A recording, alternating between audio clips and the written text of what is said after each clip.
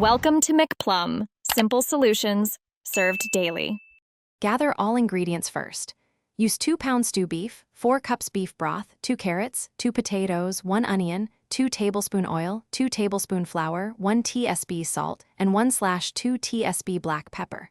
Pat meat dry, then season and dust with flour to encourage browning and thickening.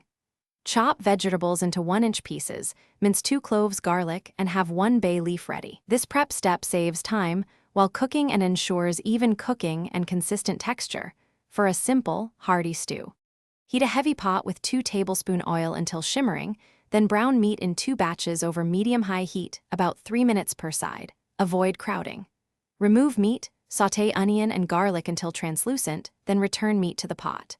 Sprinkle 2 tablespoon flour and stir, then deglaze with 1/2 cup red wine or a splash of broth.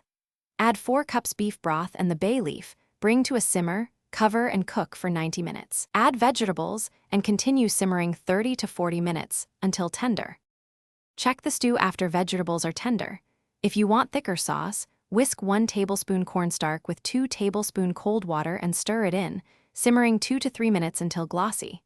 Taste and adjust seasoning, adding more salt in 1 tsp increments and a grind of black pepper as needed, then remove the bay leaf. Let the stew rest for 10 minutes to stabilize flavors.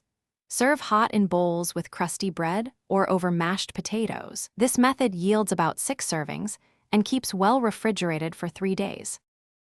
Thanks for watching. Stay juicy and subscribe.